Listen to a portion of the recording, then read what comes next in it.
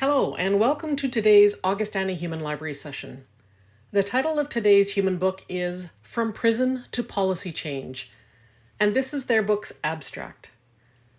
During the height of the opiate crisis, I became addicted to OxyContin. My life began to spiral out of control, and eventually I started selling drugs to support my habit. After years of this lifestyle, I was arrested and sentenced to 2.5 years in prison. In prison, I made a decision to turn my life around. This book is about struggle, perseverance, passion, and hope. Thank you all for being here today, and welcome From Prison to Policy Change. My story for this human book. Normally, I go out and I do criminal justice reform advocacy, and normally I'm a data guy. I spit a bunch of facts, statistics, and advocate for legislation and reform. So this is a unique opportunity for me to actually open up, kind of be vulnerable, and share a bit of my story with you. Hopefully, I can continue my advocacy through my story and kind of show you kind of the fall of the lowest of where I was to the progression of kind of growing as an individual and contributing to society and moving forward and overcoming a number of obstacles. And hopefully that in itself can present a bit of advocacy for you. So where it all begins, I guess for me, I'm just going to start chapter one, if you will, would be the beginning of my addiction. I was working for an auto glass company, and it was sales. It was commission only. And so if you were on your game, you made a good amount of money. But if you were not, you struggled to pay the bills. And I was about 20 years old. I chose to just go right into the workforce out of high school. My family didn't have a lot of money, so I didn't think college was for me. And I got pretty lost in just trying to find my way and my place in the world, trying to find a career and a job that I felt proud of. So anyways, I fell into the auto glass industry. I was I was actually making really good money, a number of sales, kind of building up my bank account and living well on my own at 20 years old. Then all of a sudden, about 9 months in, I hit a slump, and I couldn't sell a damn thing. And this happened for weeks on end. You just got rejected constantly in the nature of the business that I was in.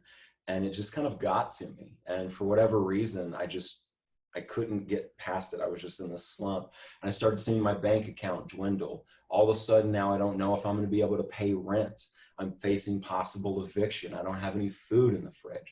And I'm sitting here working with a coworker at this site, and he's just selling his butt off. And I look at him and I ask him, I'm like, man, what's your secret right now? Because I am just not on it.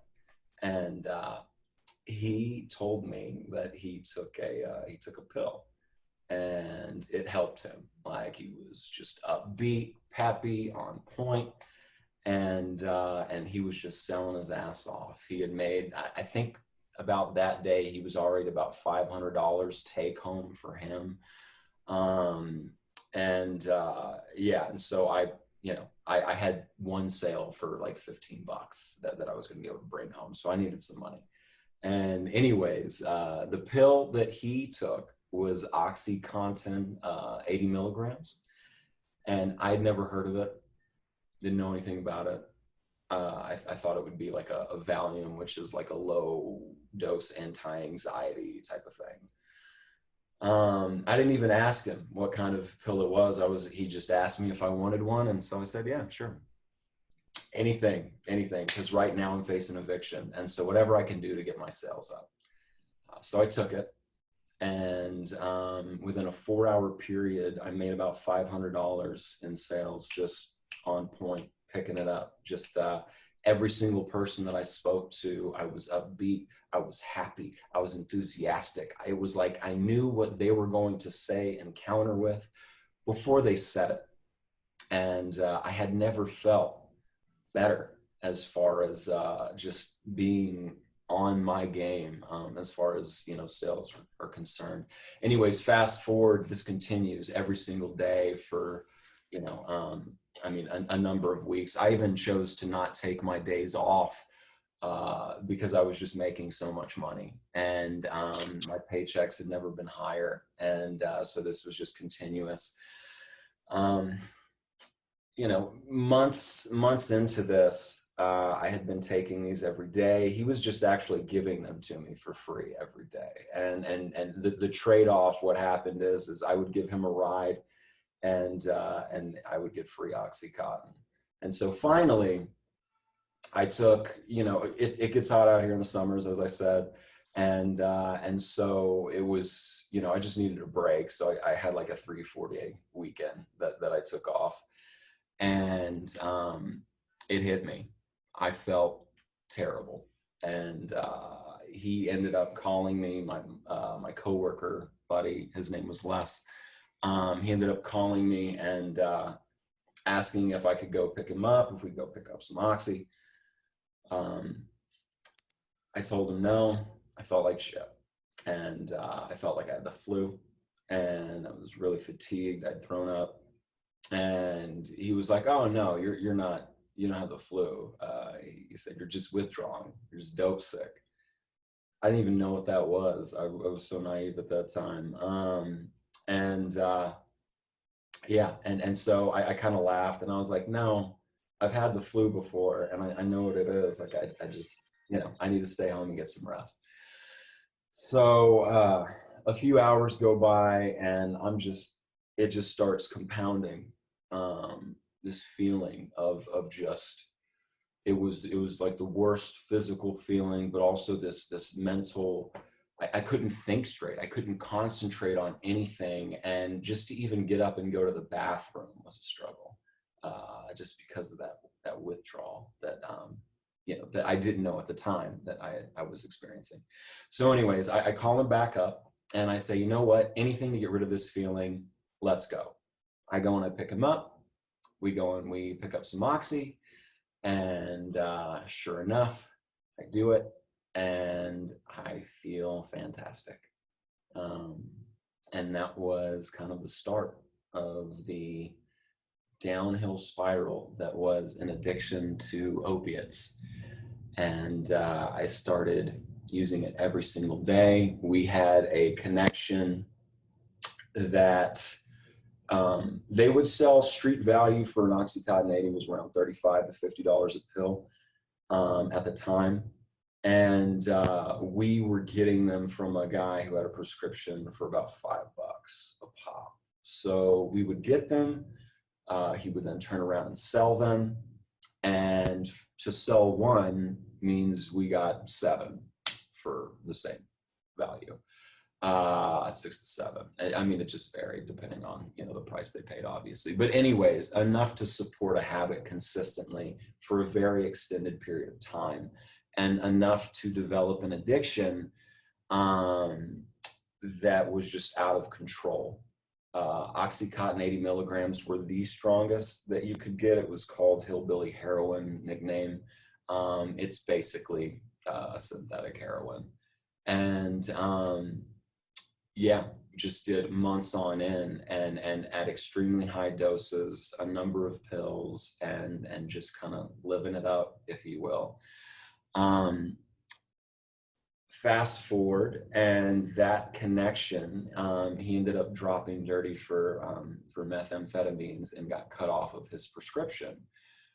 So now I've been doing oxys for almost a year now, and at just an alarming rate, really. And he gets cut off. And so now we are subject to what everyone else was subject to, which is paying $35 to $50 for a pill, which is at the end of the month, prescriptions running out, not having it available, withdrawing, being dope sick, trying to scramble and find other ways to support your habit, trying to find substitutes of opiates. And yeah, that was hell. that it got pretty rough. Um, and this just basically for months on end, there was about a 6-month period where it was just like that. At the end of the month, there would be about a 10-day period where just no oxys were available. Well, first it would always start where one or two were available at an outrageous price, and then none were available. And then it was just scrambling to buy substitutes. And every time during that window, people would say, I don't have any oxy, but I have heroin. And, you know, I refused that. Who's doing heroin? That's disgusting. That's totally different nature that's out there. And I would never, never do that. At least that was my mindset. You can tell where this is going clearly. About 6 months of just this on and off. Finally, and just having so many people say, look, it's the same thing. And then doing my research and seeing, oh, wow, it really is the same thing. I did it. And there were no oxys available. And I was withdrawing. And heroin was available. And so I just said, you know what, fuck it. And I met up a dealer. And I purchased some heroin, smoked it, and shit just went downhill completely from there. My entire life spiraled out of control at that point. I maintained a job. I was kind of a functioning addict for a hot minute, and you know, did okay, did well. The problem is when you cross over into heroin, or hard drugs, dealers don't tend to meet you on your time. They tend to make you wait. And so I would be working, and then all of a sudden, you know, and I would need some stuff for that day, because you need, if anybody hasn't, clearly, hopefully none of you have experienced an addiction to opiates, but if you're unaware of how it works, your body cannot function unless you have it. You can't get up and go do things unless you have a continuous supply. And if you don't, you're basically just like a zombie. You're just struggling. It's like the worst flu that you could imagine, throwing up, hardcore fatigue. You can't think about anything else except for the drug. You can't even have a conversation if you try. Like it's pathetic. It's awful. It's hell. And so this, you know, when I was at work, I'd schedule a time to, you know, meet a dealer or something on my lunch break. And I'd have an hour lunch break, and I'd call them and I'd set it up hours in advance. And that way I could arrive back at work on time, do my thing. And they just leave you. You're just stuck because they know that they have what you need. Nobody else does. And fuck you. It's on their time. And so I would go and I'd schedule to meet them hours in advance. I'd set up the time, and then I'd just sit there and I'd wait. And all of a sudden, you know, they'd say they'd be there in 10 minutes, 20 minutes, 30 minutes later, 45 minutes later. All of a sudden now I've been here for 50 minutes. I've got to be back at work in 10 minutes. Otherwise I'm going to be late. But they're telling me that they're 2 minutes away. So it's like, okay, I've already, you know, spent my entire lunch break. I didn't even have lunch. I'm now waiting for this. This is the thing that I need, and I need it to function. So I'm going to sit here and wait. Boom, all of a sudden they'd come and I'd make it just in time back to work. Well, of course, this doesn't happen every time. And eventually they make you wait long enough to where you're late. I'm 30 minutes late. I'm an hour late. So I took a 2-hour lunch break. And unfortunately, the nature of the addiction is such that you usually don't have, it's hard to pay all of your bills, to pay for everything, and then have enough of a supply to where on your day off, you can schedule and have enough throughout the week. Like I wasn't in that position. So that's what I had to do is, you know, during a lunch break every couple of days, go meet them, or when I was off work. Unfortunately, they would close when I was off work, so it just didn't work out. Anyways, this happened over and over again. I got fired from the one auto glass job, so then I just started cycling around to the next job.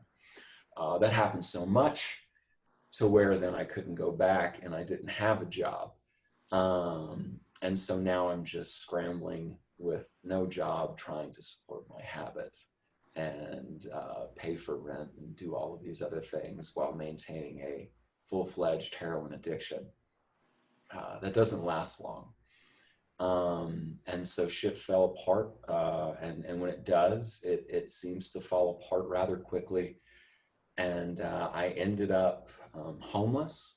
I ended up living out of a truck for about a month and just kind of scrambling to figure out what the hell I was going to do.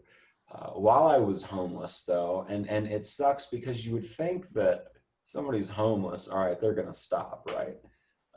Like get your priorities together and pay for pay for a roof over your head, get some food. The problem is it sucks to be homeless, and it's really an awful feeling. And then it sucks even more to be homeless and withdrawing, and that's a hell of a feeling. And so you kind of look around at everything. You're like, well, shit. If I just had something like, at least I could be numb to how horrible this current situation is. And so I continued to use while I was homeless. And anyways, I finally had a buddy that I had a job to where I was able to make enough money and kind of get back on my feet and of course still while having the addiction and and function. And I never wanted to sell because I knew what would happen if you're caught selling. Like there's a difference between being caught with possession and using and just doing a little bit of time, or usually not doing any time, and then getting caught selling and you go to prison. And I didn't want to go to prison. And so I never wanted to sell. But at this point, I'd been through so much shit that I was like, okay, I'm going to start selling. Oh, back up just to show you how bad the addiction got and how lucky and fortunate that I am to actually be speaking with all of you today. There was at one point where I was with a buddy of mine, Les, and he actually he passed away. He overdosed, and his brother did as well. Both have children, and they are no longer with us. They've overdosed and died, and that's the nature of the game. And so at my worst point, I remember buying a bunch of Coke, and we rocked it up into crack, and we smoked about a quarter ounce of crack. I'd never done that, but fuck it. Like I'm running, like this is it. And so I smoked about a quarter ounce of crack between me and one other person, having never done it before. And then we also had we each had a gram of heroin. So I was smoking that. I'd taken some Xanax, went over to a buddy's house and they were smoking meth. I hit it and continued to smoke meth while on heroin and high on crack and Xanax. And then they had fentanyl patches, and I put 2 fentanyl patches, one on each arm, and then took a big line did a big line of Coke immediately right afterwards. I don't know how I'm still alive, honestly. People have died taking and combining much less. People die in overdose all the time over fentanyl now. I combined a lot of fentanyl. I actually had snorted a little bit of fentanyl too at that point. Basically every hard drug, all at one time in my system. And for some reason, I'm still alive today. And I'd like to think that that's because of the purpose and everything that I'm doing now. And I think that's what drives me is to know that a lot of people didn't make it, but for some reason I did. So anyways, back to I kind of got back on my feet, but still addicted. So I started selling. I convinced this guy who would sell me stuff, but he was driving back and forth from Cali, and I was like, look, just front me some stuff, and I'll be fine. I'll sell it. And usually, when people who are addicted say that, they just end up doing it all. Well, for some reason, I didn't. I actually really wanted the money. And as it was kind of therapeutic for me, as I started selling, I started seeing everyone else who I was meeting with, and it kind of did something to me. First, I wanted to treat them like a human being, because the dealers that I had before, like, that's what caused my addiction, caused it, but they helped to facilitate the rifts between my family, between my jobs, constantly making me wait, never actually being able to plan and schedule anything accordingly. So just having my life fall apart, because now I'm placing this drug over everybody else, you know. But in reality, in my own mind, it was like, well, if you just fucking meet me on time, you know, and wouldn't just make me wait all day, I could actually do these things like a normal human being. But so I had made a point to where, okay, I'm going to sell and I'm going to treat these people with respect, because I'd been through it. And so if I told somebody 10 minutes that I would meet them in 10 minutes, I would be there in 10 minutes. I also had Suboxone on me, to where if people didn't have anything, I could throw them that, and I would give it to them for free, because they're withdrawing, and Suboxone would take care of those withdrawals. And I would encourage people to stop and to quit. Like, I was a dealer with a heart, and some morals and a conscience. And I vowed to just be better, which is, it's kind of a joke, right? But I really did do that. And I treated people with dignity and respect, and met them on time, and they were withdrawing. I actually helped 2 people stop their opiate addiction by providing them with Suboxone. And it was amazing. It was a great feeling to know that they were never calling me again. And yeah, so that was nice. But anyways, as I started meeting these people more and more, I started seeing like a reflection of who I was. At this point, I was still using, but I was dwindling down the amount, because it was cutting into my profits. And and excuse me.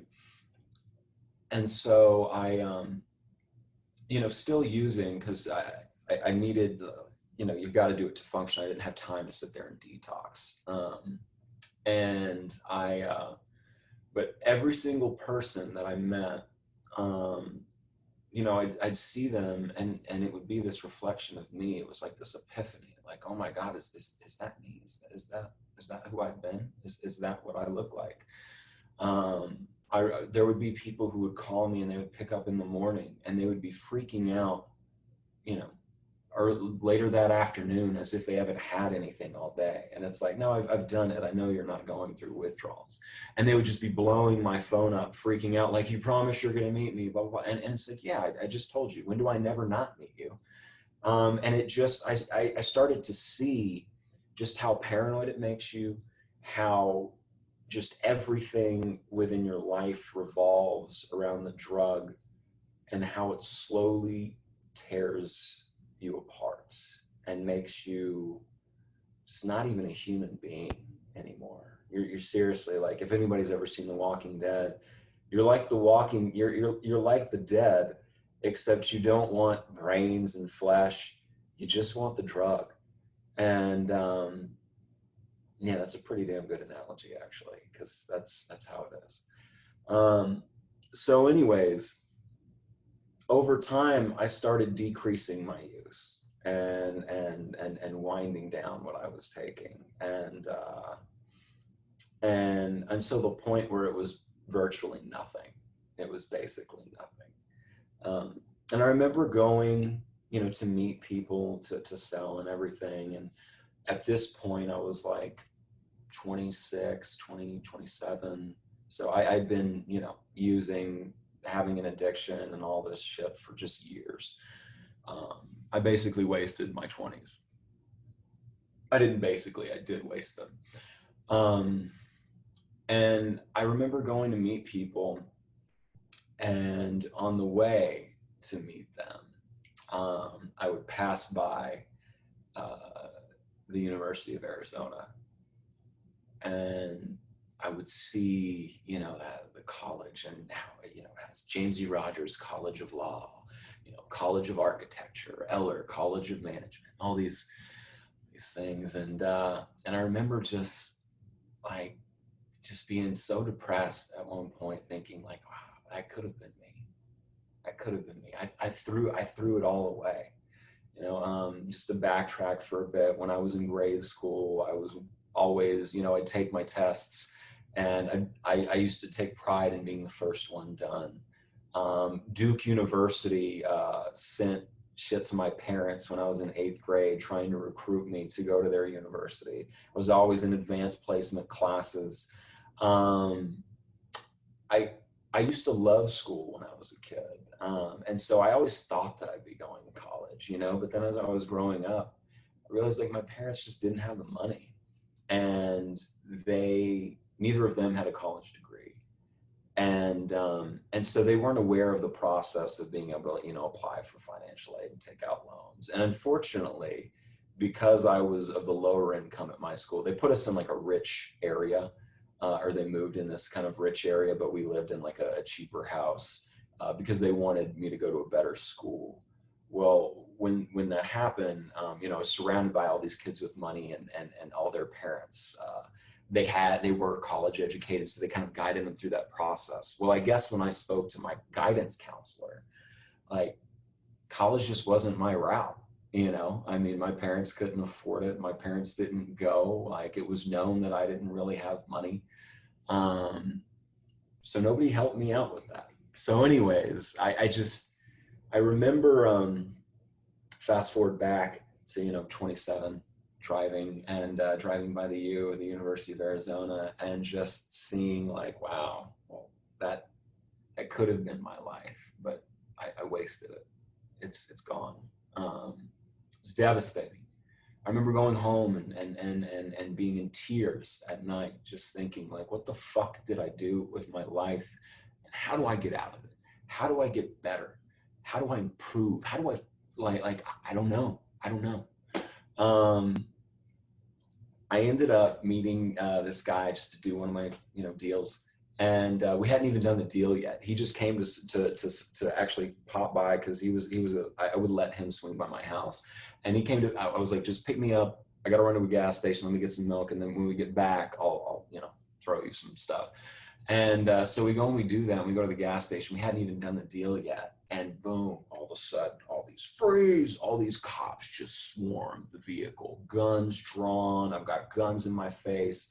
And thankfully, I'm white in America, because I just put my hands up and everything's fine. Nothing happened. Of course, that's not the case now, as everyone sees on the news, with the disproportionate number of Black Americans being shot in police interactions and police brutality. But that's another topic, which I engage in with criminal justice reform advocacy. But anyways, to my story, they arrested me, and I sat in that cop car, and in the back of that cop car, I remember feeling more peace than I had ever felt. I couldn't remember the last time that I had felt that much calm, and I could feel like God in my spirit just saying like, you're done running, it's over. And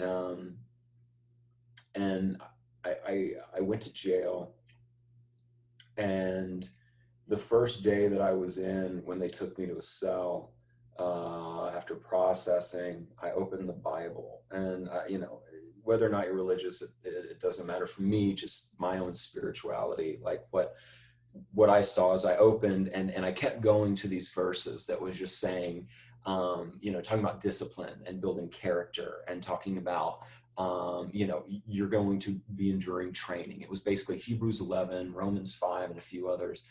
And it hit me that I just took this, the jail time, as a time to improve, as an opportunity to get better. And so I made a promise to myself that I would get better mentally, physically, and spiritually every single day, for as long as it took. And so that's what I did. I woke up every morning and I tried to read something, intellectual. I had family from the outside send me books, and, trying to build up my knowledge. I read the Word, the Bible every day, and then I would work out. I saw when my lawyer called me in to talk about sentencing. They initially threw 10 to 15 years at me, and that was the plea they wanted me to take. And I remember being escorted back to my cell at that point, and thinking like, oh my God, 10 to 15 years in prison. And what's crazy is you don't have anybody to talk to. Like, you just sit there and soak it in for a good month. I just thought, like, hey, I'm gonna do 15 years possibly in prison. This is great. They came back, and that's how the American justice system works. So they offer you a sky high deal, and they throw that in your face, only to come back at you and offer a lower one, trying to get you to plea out and agree. And then they do it again. And so I took my third plea. Like, you had me sit in there that whole time. You scared the shit out of me with 15 years. Just offer me what you were going to offer me to begin with. And I ended up being sentenced to 2.5 years in prison with a 3-year probation tail. Just quick, I won't get on the soapbox, but seriously, if the plea bargaining system didn't, if that shut down and cases were taken to trial, the American criminal justice system would collapse. It would just be utter chaos. It is built on just signing people into plea agreements and just putting them away. It's like a freaking machine. It's ridiculous. So anyways, I went to prison with the mindset that I was going to improve mentally, spiritually, physically every day. And that's what I did. Every day I got up and I read. A buddy of mine, a neighbor, had a week's old copy of the Wall Street Journal. So I'd read it every single day. And I wanted to be good at business. I wanted to know economics. So that's what I did. I would read the Word and I would work out. So much so that, see, I'm a little slow on, or fast on time actually, so let me kind of speed up. But so much so to where I started with the personal training. I actually started training people in prison. And when people would get in trouble, you'd either like get shanked or get beat down or something. I would go up to a head and I'd be like, hey, just let me work them out. Just let them work out with me. I'll run them into the ground for you. And that way they don't get their ass beat. That way they don't get stabbed. That way, and it was like a lesson learned. And I run them into the ground. A few of them puke sometimes. But they usually, and I try and teach them like, hey, this is something good and something positive that you can invest into. You can invest in yourself. And this is a positive outlet that you can actually build up in a victory that you can have while you're in here. It's something to take with you on the outside. Because American prisons, they don't have many opportunities to change. It's funny, we throw away people, we toss them away and incarcerate them, and we expect them to rehabilitate, but we don't give them anything to rehabilitate with. But we surround them by drugs and violence, and we say, hey, get better. 95% of all inmates are released, by the way. Eventually, and we expect them to get better, but we don't give them anything to do it, and then we just are appalled when they recidivate and go back to prison. So back to me and my story, human book. So I got out, and I wanted an education. That is what I wanted. That was my key. I remember reading Frederick Douglass, and he said that the key for him, because he was in my bondage, my freedom, he was a slave back in the late 1850s, 1860s, well, his whole life really, until the Emancipation Proclamation. But for him, he noticed that the key to his freedom, and he ascribed to it, was reading, was knowledge. And so that's what I wanted. I wanted to gain knowledge. And when I got out, I hit the ground running. I went to school. I took one class. I was so nervous. I didn't think that I belonged there. It was a community college. And I took one class because I was like, okay, maybe if I could just get successful and just pass this one class. It was a writing course, Writing 101. And first paper I wrote, I got an A on. I really tried it. And seeing that A just reaffirmed something for me. I was like, okay, I can do this. And before you know it, it started happening more and more every single paper. Next thing you know, I got an A in that course. So I signed up for one more. And this was over a summer of 2015. So I did it again with nutrition. And I loved that course, and I aced that course. The professor actually pulled me aside and said, Zach, I don't normally get to do this, but you don't have to take the final. Your grade is so high that you can get a 0 and you'll still pass the course with an A. So thank you so much for a lovely semester. And I remember walking out thinking, oh my God, like, yeah, I can do this. So I'm going to sign up for a full slate, a full schedule of classes, and I'm going to get my associate's degree. And that's what I did. And I ended up not only, so I got 2 associate's degrees, an associate's of arts and liberal arts, and then associates of business and business administration. I joined the honors program. I graduated with highest honors with a 3.92 GPA out of a 4.0. And I also became a certified personal trainer. And I just, kept at it. The Honors College, actually, when I transferred to the University of Arizona, then I transferred to the University of Arizona. I'm sorry, I'm keeping time. I guess I've got like 5 minutes.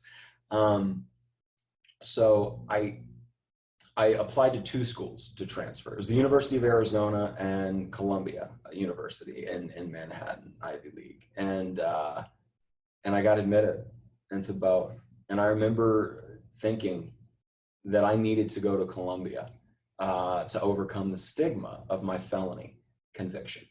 And I was ready to get about $120,000 in debt, terrible credit at the time. And so it was going to be a very high interest rate, private loans.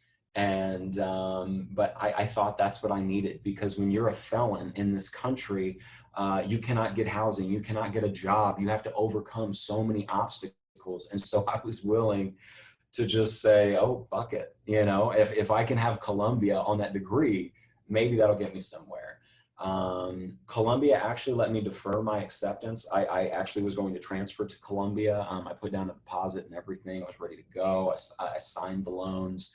But I had a 72-hour window to cancel them. And I remember deferring my acceptance and asking Columbia if I could attend the University of Arizona for 1 semester just to see how it was like. And they said, normally, Mr. Stout, we don't do this, but we'll let you do it.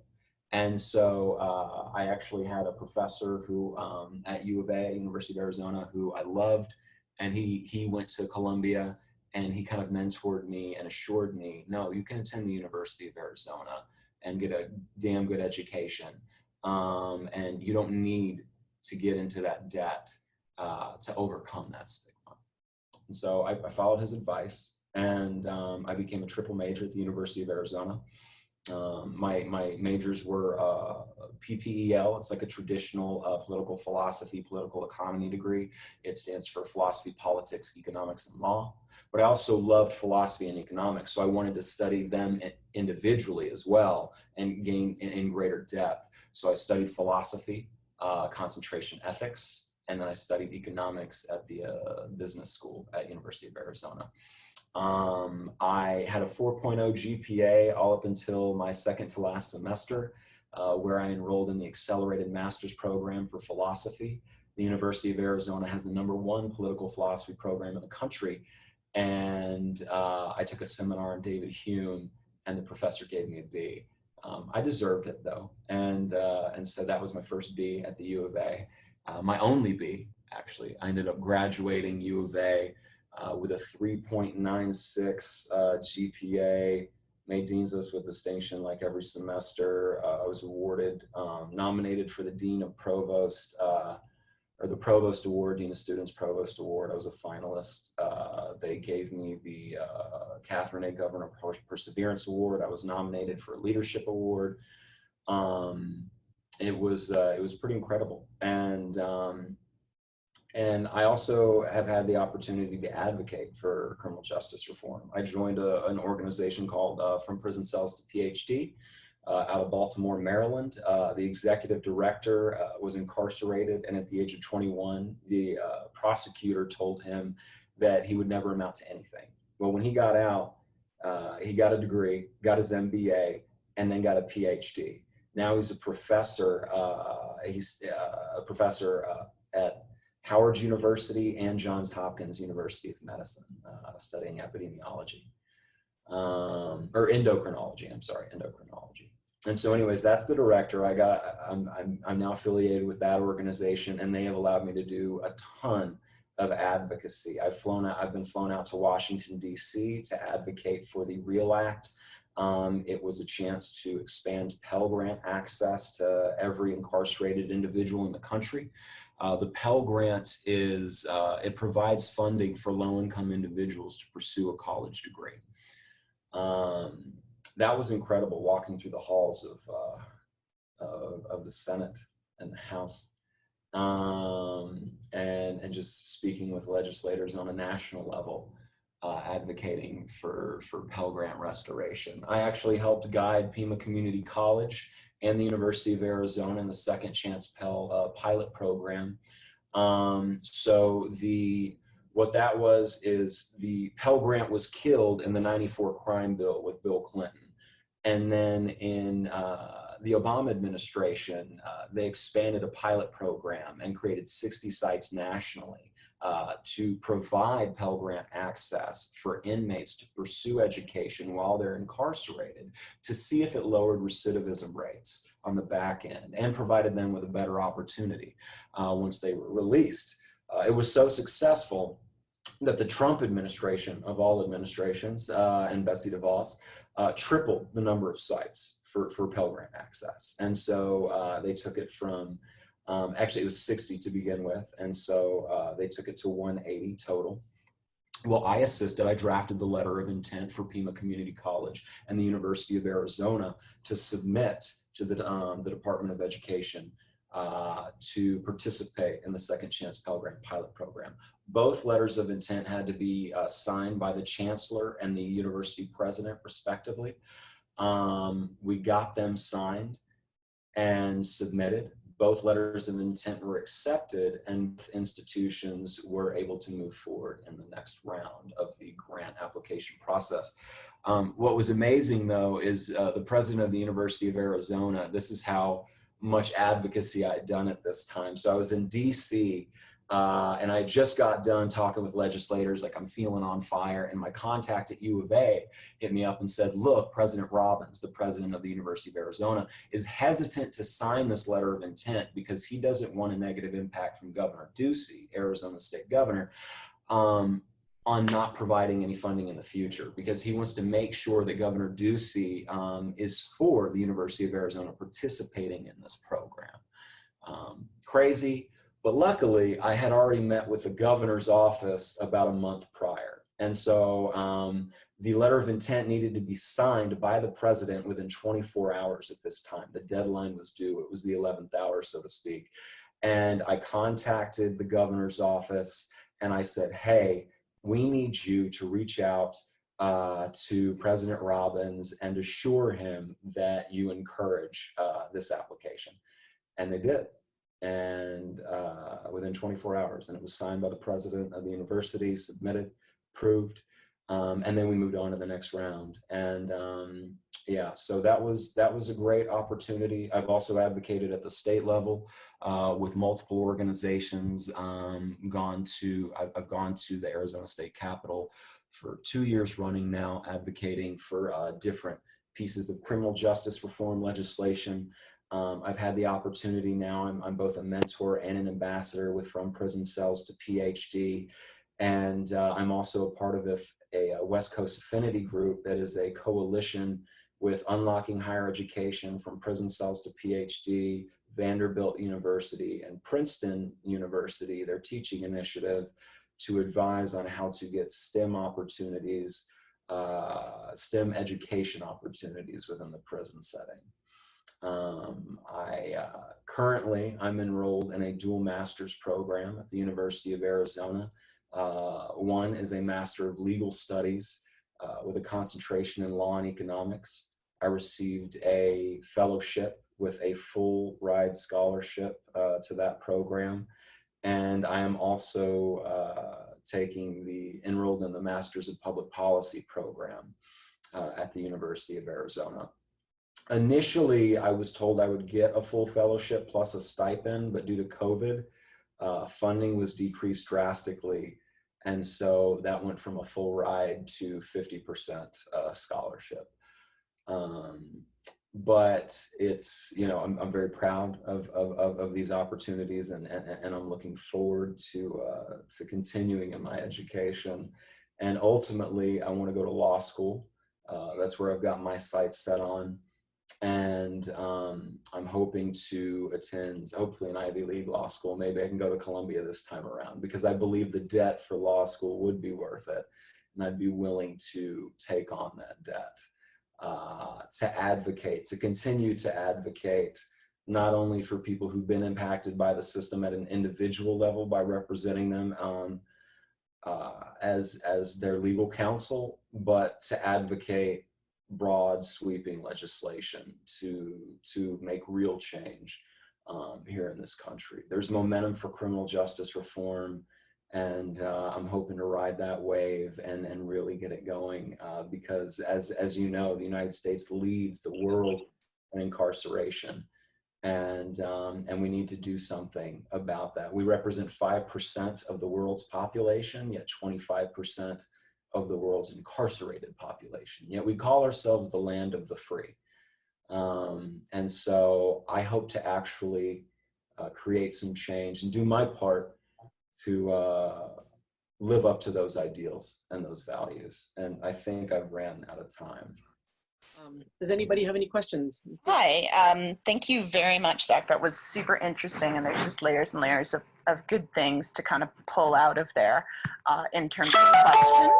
But I guess a question that I have is knowing that there is so much, that there is momentum right now for criminal justice change, and given the number of people and cities that are quite seriously looking at things like defunding police and prison abolition, where do you see the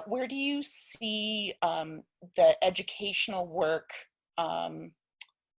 linking into abolition? Like, I guess I asked that question is because I volunteer in prisons, and I have always wondered, to what extent is it useful to be doing work in partnership with a system, which is what we're doing locally, versus trying to stop that system from existing?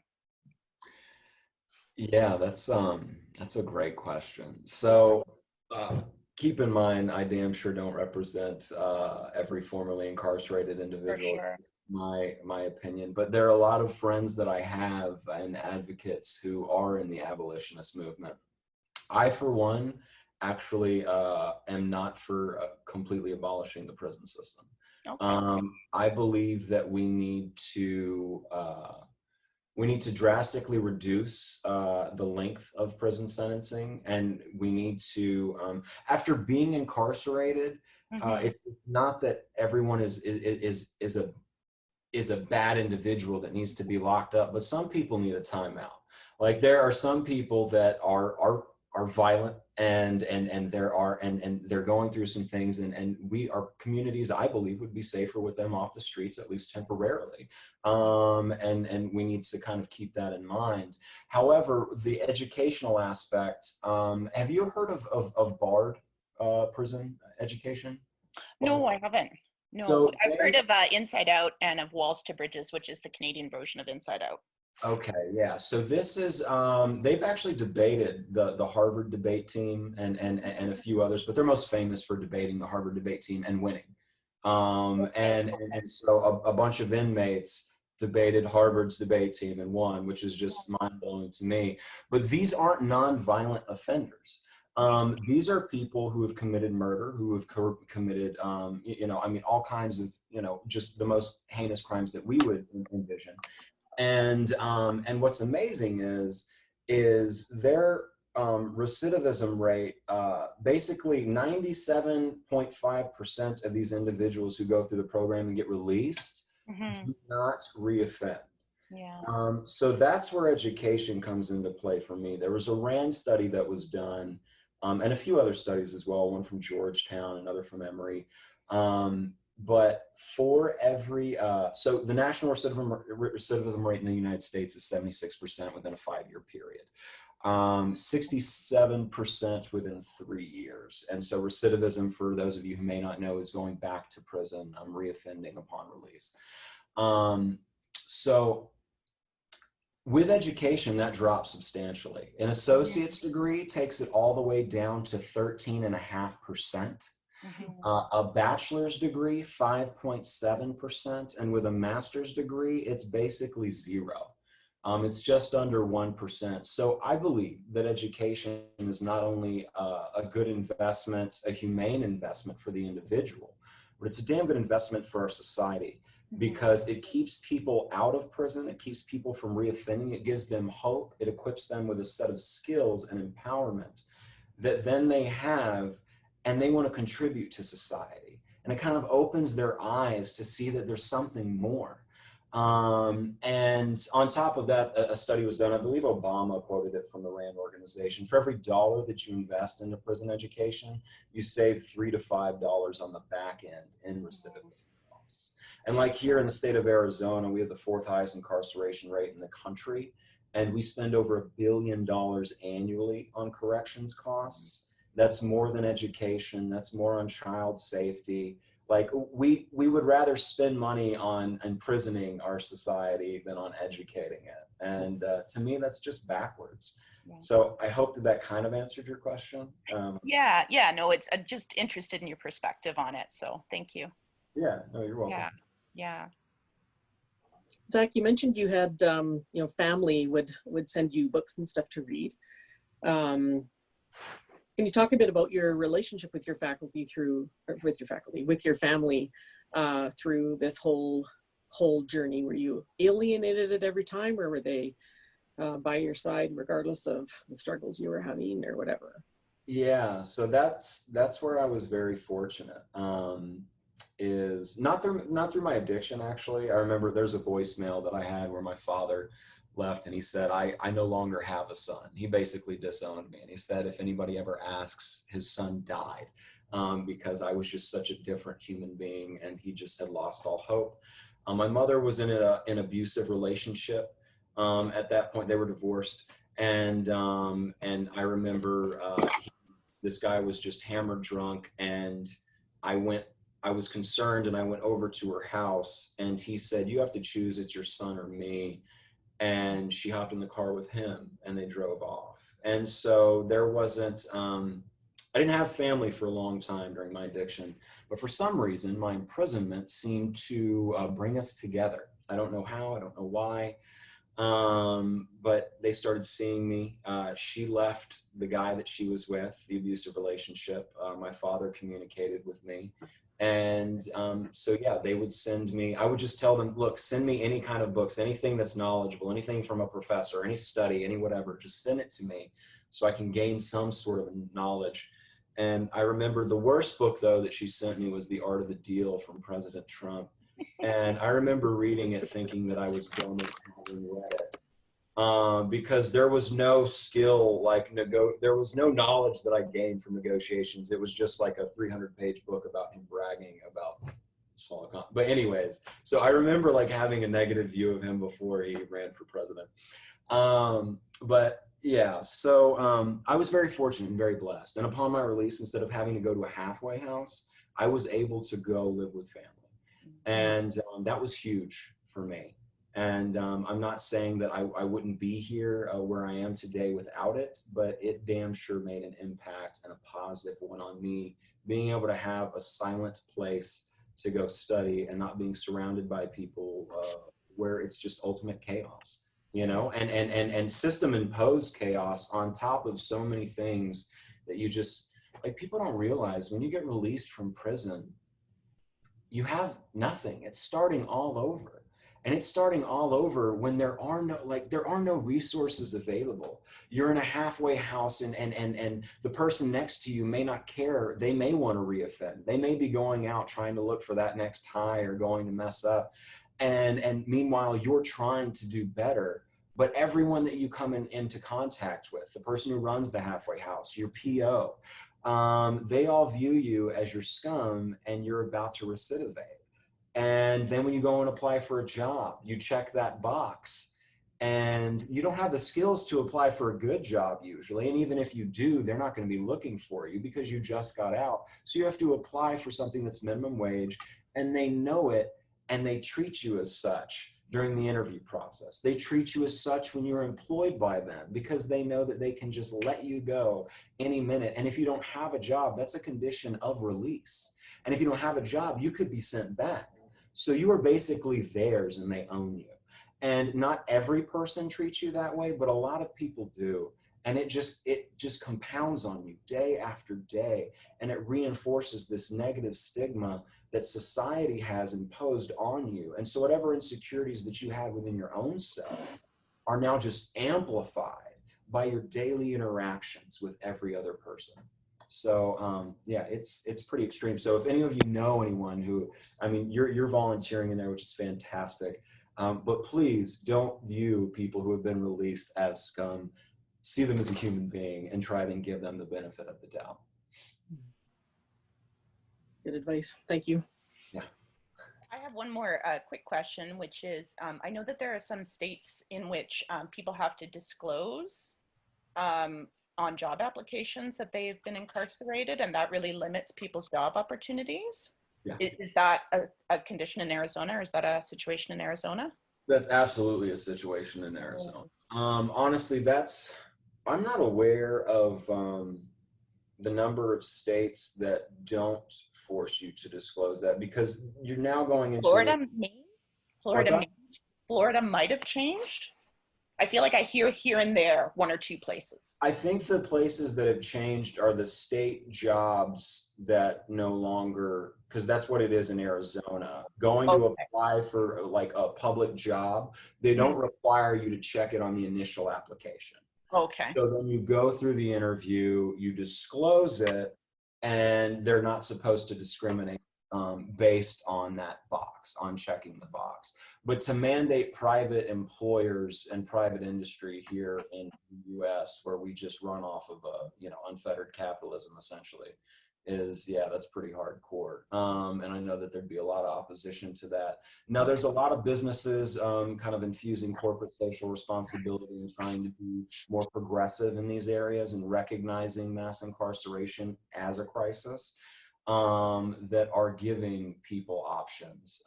But yeah, no, it is absolutely a thing. And what's so sad is it's a thing with housing as well.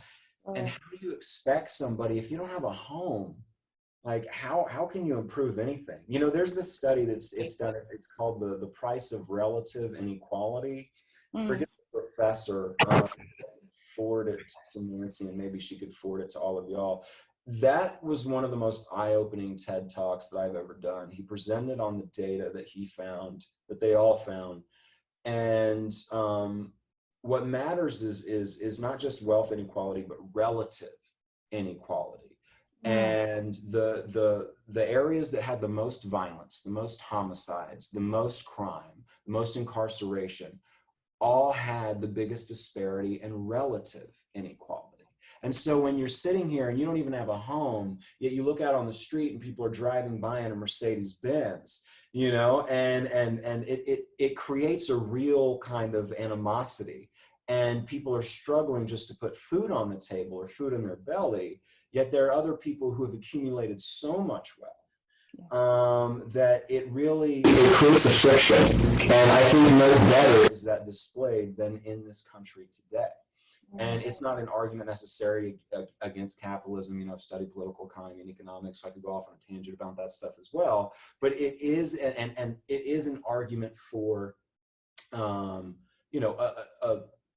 just a kind of reevaluation of wealth distribution, if you will. So maybe not socialism in and of itself, we could still have markets, but just realize that, hey, like we need to cover a basic standard of living here, because otherwise you will have crime and you will have violence and you will have, you know, disparities of outcomes related to healthcare.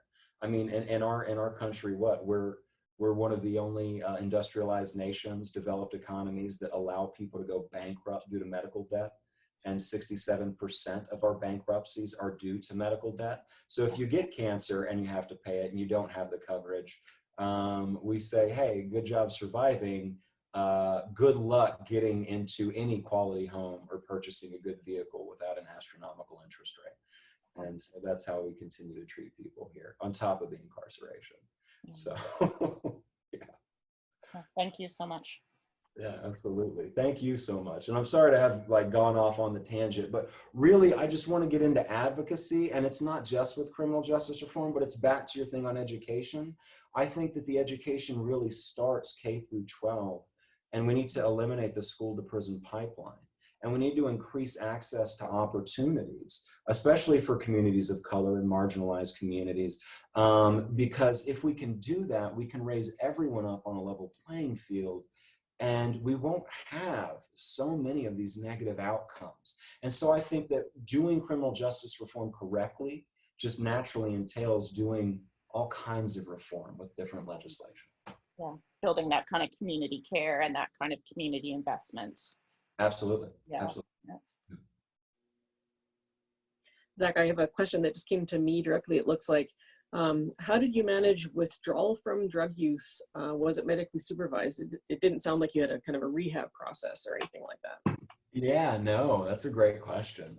Sorry, I kind of skipped over that. I skipped over a lot of great details that's informative at different aspects. But so I actually detoxed cold turkey twice on my own, never went to a rehab. The first time I detoxed, you know, I was freaking out. I tried to slowly whittle down the amount that I was using. And then I tried to maintain, and I basically, and this is not advice, so please, like, I'm not a professional, like, don't take this as this is how I should withdraw, or this is how someone should go about detoxing. But this is just me, how I did it. And I had some I got a few anti-anxiety pills, like enough to just one for each day for when I was withdrawing. And then I actually had a little bit of marijuana as well. And so the first time that I detoxed, it actually was pretty simple, and it wasn't too bad. So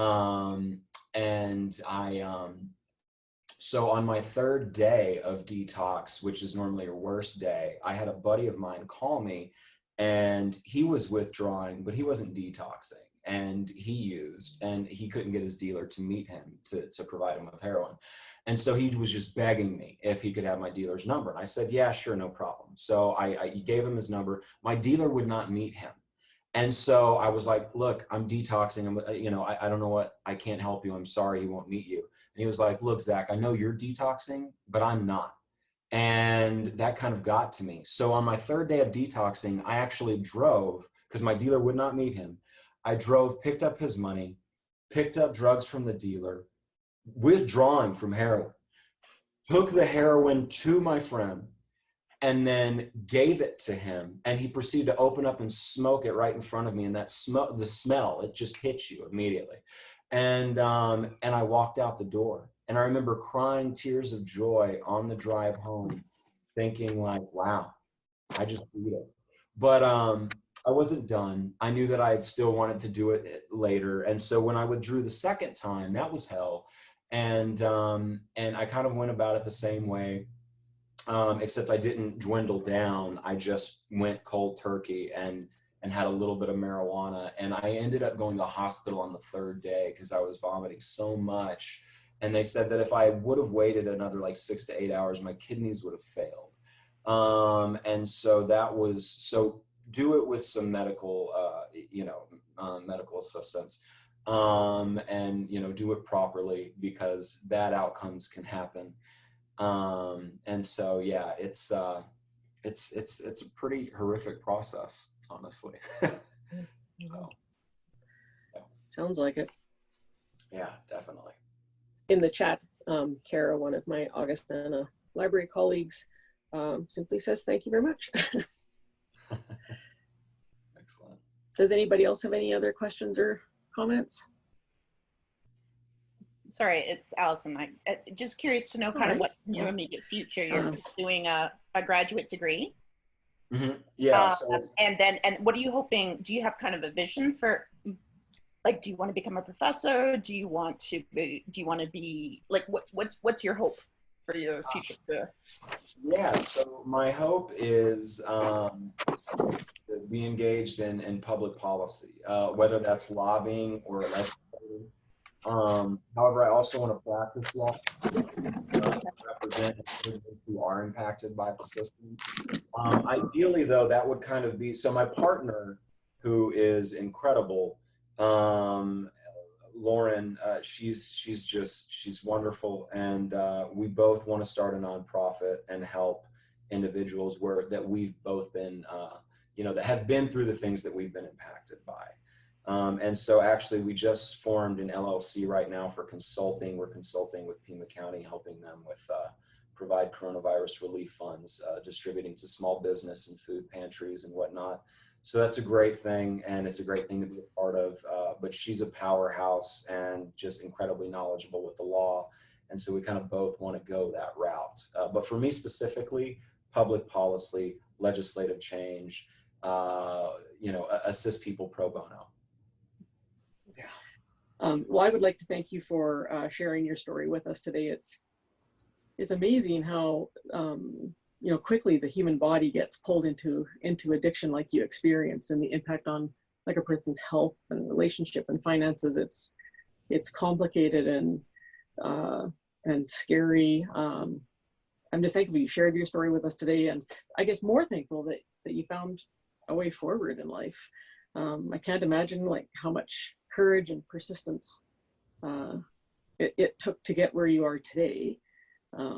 And I love to think of you being at that beautiful University of Arizona campus. We are also U of A, but it's a beautiful campus, and I can see why you would have gone by it every day, kind of longing for that opportunity. And I'm thrilled you're experiencing it. Thank you very much. And before we go, I just want to say that